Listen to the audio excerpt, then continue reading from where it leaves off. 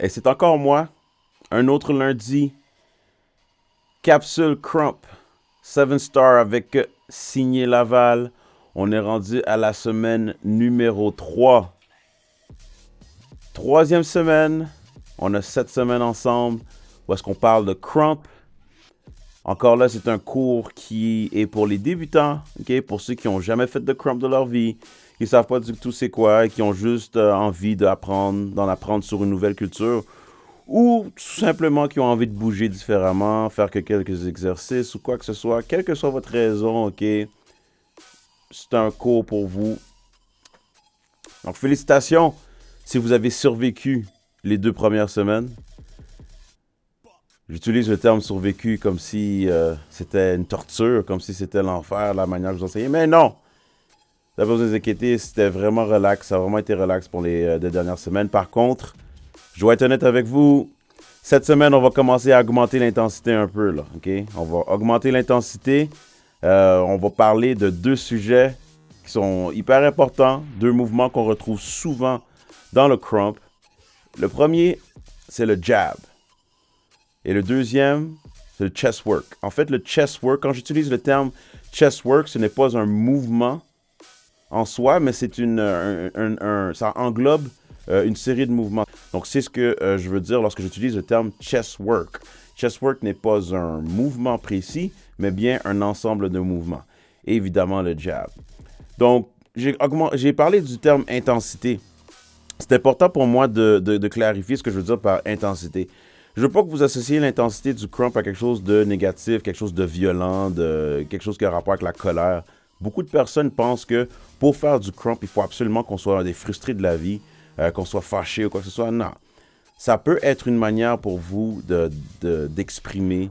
Ça peut être thérapeutique. On peut vraiment extérioriser notre énergie à travers cette danse-là. Par contre, ça ne veut pas nécessairement dire qu'on doit avoir des émotions ou un état d'âme qui est négatif, qui est colérique, quoi que ce soit, ou qu'on soit fâché pour faire ce style-là. C'est ouvert à tous, c'est pour tout le monde.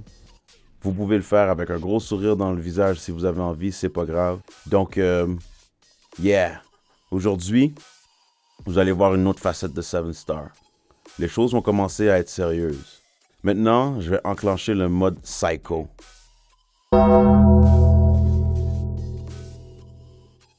Yeah. Jabs. Chest work. 7 Star. Let's go.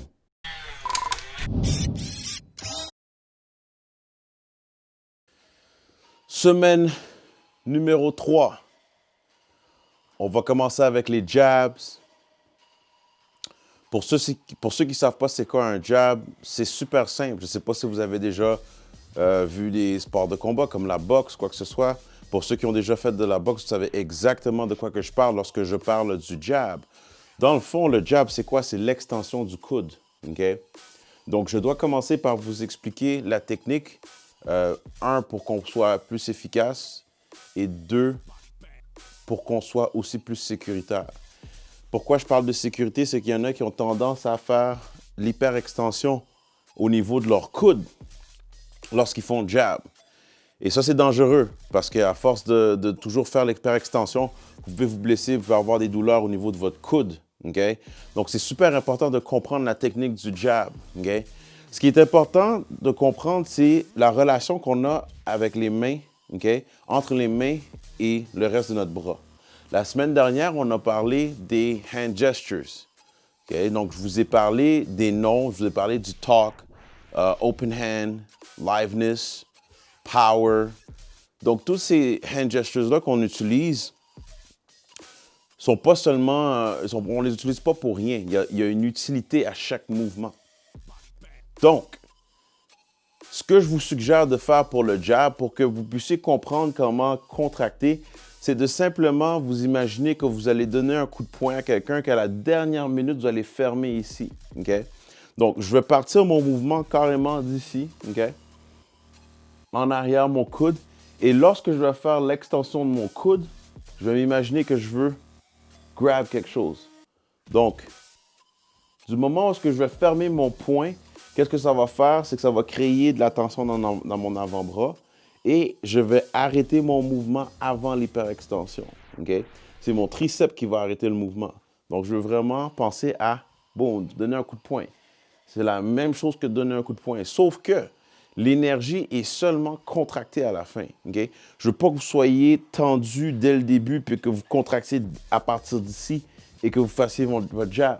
Il y a beaucoup de gens qui font cette erreur-là et qui pensent qu'en crump, on est toujours contracté. Okay? Donc, vous devez penser à utiliser vraiment cette technique-là de relaxer. Boum, et à la dernière minute, vous allez fermer. Ça, c'est une bonne manière de pratiquer votre jab. C'est exactement comme un exercice d'arts martiaux. Okay? Je sais que ceux qui font les arts martiaux comprennent okay, le point d'impact qu'on veut avoir. Okay?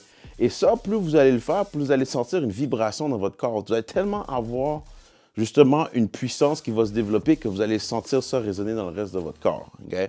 Donc, ce que je veux faire quand je parle de jab, c'est l'extension du coude ici, mais je veux qu'on focus sur le grab comme warm-up. Okay? Donc, notre réchauffement, ça va être ça. Donc, ce que je vous suggère de faire, c'est de partir de la position de base qu'on a ici. Évidemment, on se place. Et de penser à, lorsque vous faites votre jab, à fermer en avant de vous comme ça ici. Donc, boum. Juste pour entraîner le corps. Okay? Donc, quand vous allez faire ça ici, ce que vous allez faire, ça va être votre premier mouvement. Par la suite, vous allez faire ramener en arm placement ici. Et vous allez ouvrir les bras. Ensuite, vous allez fermer tout en gardant les mains ouvertes. Et vous allez fermer au sol ici, okay? Vers le sol. Donc, ce que ça fait 5, 6, 7, 8. 1. Et ouvre et close. Remarquez bien que lorsque j'ouvre ici, je garde mes mains ouvertes. Je ferme ici, je garde mes mains ouvertes et ensuite je close. Okay? Ça, c'est un exercice pour pratiquer justement à jabber dans différentes directions, mais aussi de comprendre la motion de close et de contracter avant l'hyperextension. All right? Super important. Donc 5, 6, 7, 8, 1 et 2 et 3. J'ouvre, ferme, close ici. Dernière fois. 5, 6, 7, 8. 1. Les poings sont fermés. Les poings sont fermés encore ici. J'ouvre, reviens, les mains sont ouvertes et je close ici. Par la suite, ce que je vais faire, c'est que je vais simplement faire stomp, stomp pour revenir dans ma position initiale. Si vous remarquez, si vous vous rappelez bien, la semaine dernière, lorsqu'on a fait les arm placements, j'avais fait ce mouvement-là ici. Okay? Donc, ça ressemble beaucoup à ce qu'on a fait la semaine dernière. Sauf que là, je vais garder les poings fermés. Boum, et je vais regarder. Right? Donc, dernière fois. 5, 6, 7, 8, 1 et 2 et 3. Stomp, stomp. Ça, c'est notre drill numéro 1. Let's go. On essaie de faire cette drill-là. Essayez de faire cette drill-là au moins une couple de fois, okay? Une dizaine de fois.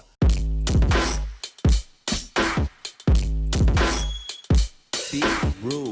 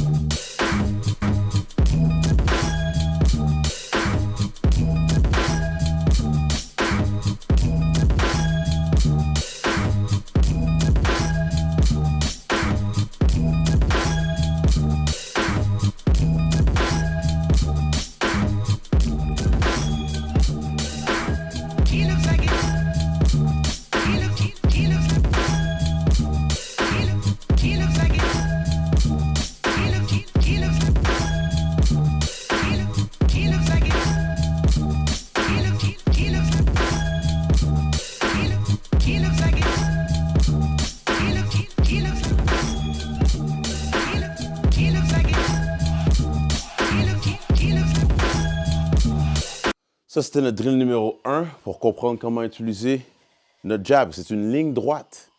Okay? Une ligne droite. Vous n'êtes pas obligé de seulement jabber en avant, sur le côté ou en bas. Vous pouvez y aller dans n'importe quelle direction. En fait, une fois que vous êtes habitué avec cet exercice-là, vous pouvez aller dans n'importe quelle direction. Ça ne me dérange pas. Okay? C'est ça le but. Éventuellement, c'est d'être capable d'aller dans n'importe quelle direction. Deuxième drill numéro 2 qu'on va faire, c'est encore une drill pour pratiquer les jabs.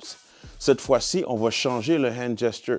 Si vous remarquez bien, on a utilisé le grab tantôt. Donc, lorsqu'on utilise la technique du grab, c'est-à-dire qu'on veut attraper quelque chose, okay, s'emparer de quelque chose, donc on utilise le open hand avec le power. Mais il y en a un qu'on n'a pas utilisé encore. Ça ici, style, talk. Okay? Ce hand gesture-là nous permet d'être précis, okay, à la base. Okay? Donc, lorsque je veux justement ajouter de la précision à mes mouvements, je peux utiliser le jab avec le talk ici. Fait qu'on va utiliser nos jabs avec ce hand gesture-là, mais avec une dynamique qui est différente. Donc, au lieu d'avoir les deux bras qui vont fonctionner en même temps, les bras vont fonctionner de manière alternée, puis là, ça peut ajouter une autre dynamique. Ça peut nous permettre aussi d'être un peu plus dynamique au niveau de notre musicalité. S'il y a un beat qui joue, on peut vraiment jouer avec la musique plus facilement quand on alterne nos bras. All right? Donc, encore une autre fois, on rentre dans notre position de base. On a notre premier arm placement ici de base que j'utilise. Okay?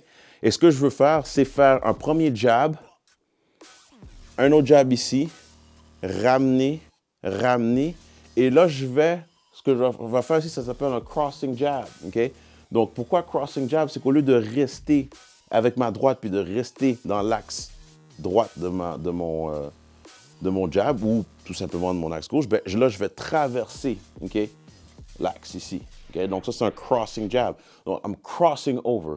Je cross over. Je cross over. Okay? Donc, quand je suis ici dans la position de base, ça va faire 1, 2, 3, 4, 5, 6. Ensuite, je vais faire 7 et 8. Et je reste là. Okay? Donc, 5, 6, 7, 8. Donc, ça fait 1, 2, 3, 4, 5, 6, 7 et 8. OK? Une autre fois. Vous pouvez partir du bord que vous voulez. Si vous pensez avec votre gauche, votre droite, c'est pas grave. Ce sont des drills. Donc, je m'attends à ce que vous soyez capable de balancer, d'alterner le côté avec lequel vous commencez. OK? 5, 6, 7, 8, 1, 2, 3, 4, 5, 6, 7 et 8. On finit out ici. Plus vous allez le faire, plus vous allez sentir, plus l'intensité doit augmenter et à chaque fois, vous devez sentir un impact. Donc, pensez pas à vos jabs comme juste un mouvement que vous voulez faire ça ici. Quand je parlais d'intensité tantôt, là, c'est ça, OK?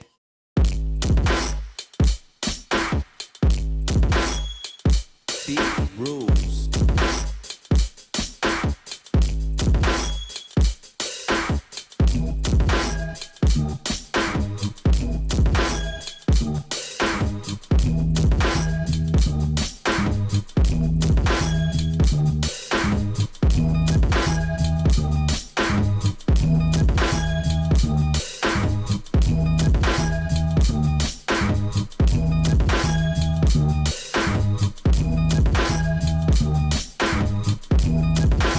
Dernière drill pour pratiquer vos jabs, all right?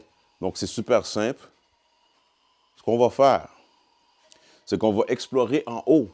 Parce que là, je vous ai fait jab vraiment en avant, sur le côté, en bas. Mais il faut aussi ne pas oublier la zone live. Quand on parle de liveness en crump, on parle de tout ce qui va vers le haut, OK? Donc, ça, c'est une position qu'il ne faut pas, une zone qu'il ne faut pas oublier non plus. Il faut pratiquer ça. Donc, qu'est-ce qu'on va faire ici? Ça va être super simple. On va revenir, quand on a fini ici, ça c'est notre drill à part, on va tout mettre ça ensemble par la suite. Donc, on repart dans notre position de base. Et ce que je veux faire ici, c'est que je veux faire, bon, vous voyez, donc là, j'ouvre la main ici. J'ouvre la main, OK? Je grab. Là, quand vous allez grab, je veux qu'il y ait un... Là, vous venez d'enclencher quelque chose. Il y a eu un changement de main. Donc, on veut se donner une raison pour changer nos mains. On veut se donner une raison pour changer nos hand gestures. Fait qu'est-ce qu'on va faire, c'est qu'on va ajouter justement un stomp à ça, OK? Et lorsqu'on va ajouter notre stomp, on va également changer de balance point, OK? Donc ici, je suis dans cette position-là, mes poings sont fermés. Je lance mon jab vers le haut, je lance mon jab vers le haut, et ensuite, boum, je vais m'accrocher. Je donne l'impression aux gens que je m'accroche, OK? Donc là, je viens d'ajouter un sens à mon mouvement. Pourquoi? Parce que lorsque j'ai changé mon balance point, ici, j'ai changé mon angle et j'ai donné l'impression aussi que je m'en allais tomber. Bien, à ce moment-là, je ferme mes poings. Et là, on a vraiment quelque chose qui se passe ici. Encore une fois, 5, 6, 7, 8, 1, 2, 3. OK? Je refais encore avec le stomp. 5, 6, 7, 8, 1, 2, 3. OK? Et 4. Bang, bang. Vous voyez? Encore 5, 6, 7, 8, 1, 2, 3 et 4. Bang, bang. OK? Encore une fois. 5, 6, 7, 8, 1, 2, 3 et 4. Bang, bang. Donc ça, c'est une autre manière aussi de pratiquer ces jabs. On jab vers le haut, on revient. Après ça, lorsqu'on revient avec notre stomp, on jab vers le bas. N'oubliez pas que dans tout ça, j'ai toujours un bounce. Un bounce qui est toujours présent dans ce que je fais. OK? Donc, n'oubliez pas, s'il vous plaît. Rendu là, semaine numéro 3, je vais commencer à vraiment utiliser des éléments des autres semaines pour qu'on puisse tout mettre ça ensemble. Big rules.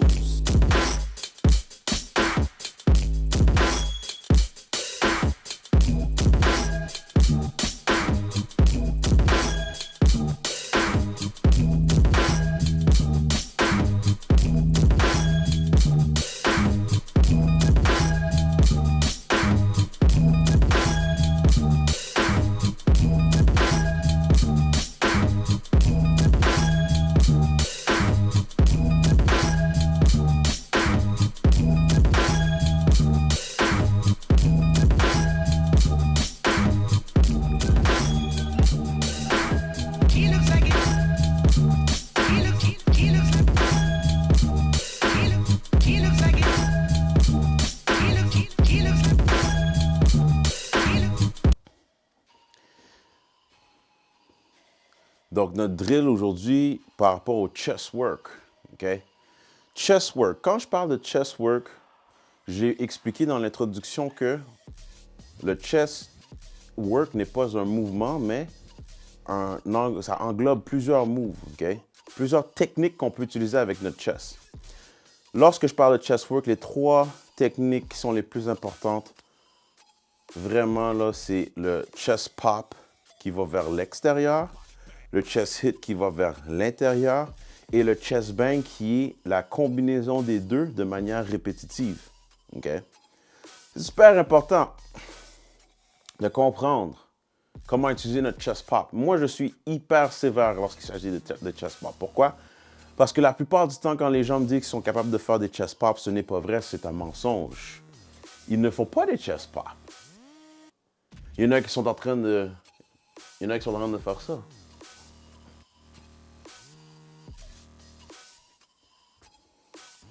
Il y en a d'autres qui ressemblent à des poules. Ils sont de même. That's not a chest pop.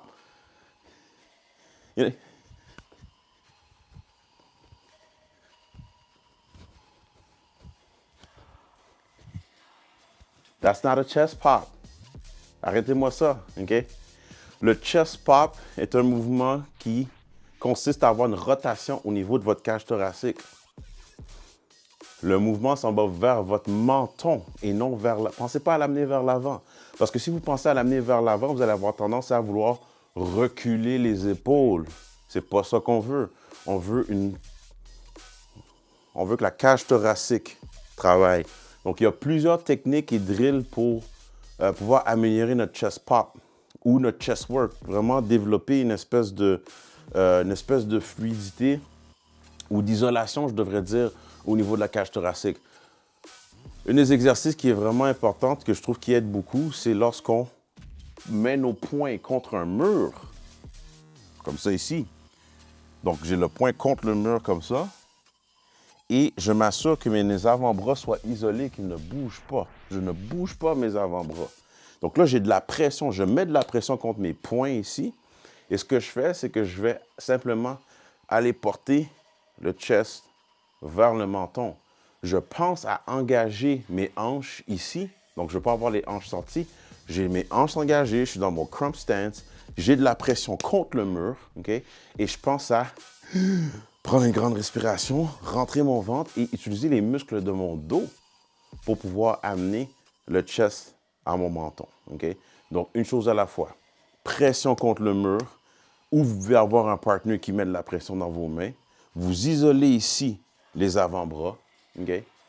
Ensuite, pensez au haut du dos, comme s'il y a quelqu'un qui voulait vous pincer dans le haut du dos, qui voulait vous pincer entre vos omoplates. Et c'est ces muscles-là qui travaillent pour pouvoir vous faire votre chest pop. Ce n'est pas les épaules, ce n'est pas les hanches. Le chest hit, lui, c'est le contraire, intérieur. C'est normal que pour le chest hit, vous ayez un peu d'épaules qui soient impliquées. C'est normal, OK?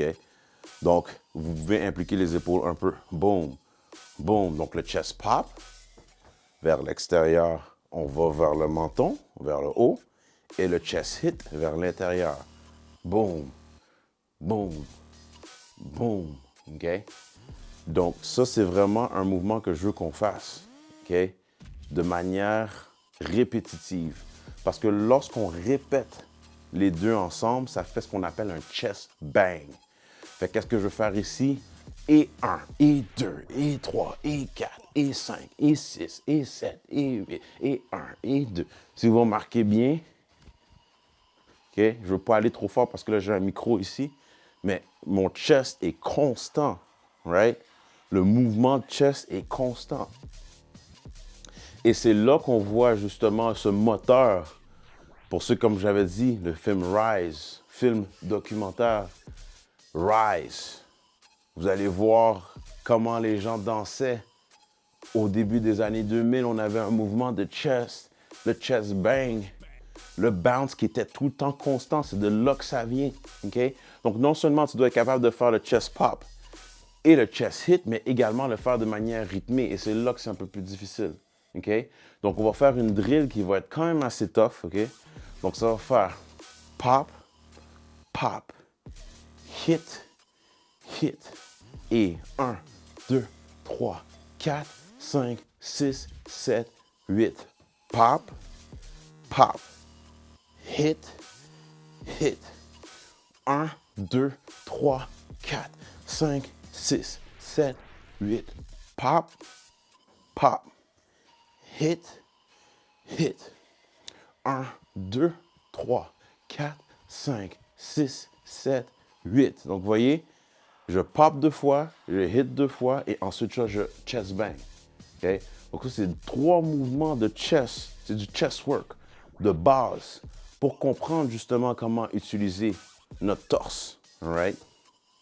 Ça, c'est de base. Donc, on va faire cet exercice-là ensemble plusieurs fois. Je vous conseille fortement de le répéter plusieurs fois. C'est difficile, le chest work, mais la seule manière d'y arriver, c'est en répétant, répétant, répétant. Let's go! Yeah. Beat rules.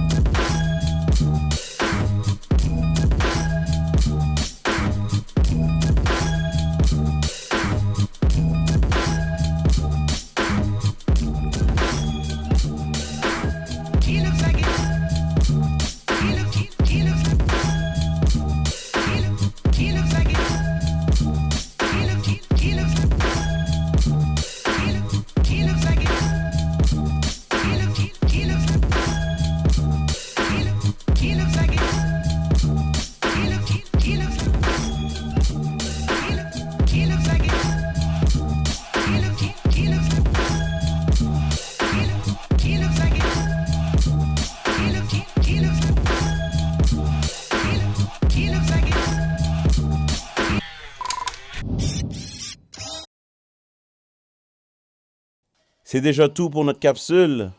J'espère que vous avez apprécié. J'espère que vos bras ne sont pas trop raqués. Okay? Ça se peut que vous le sentiez demain. All right?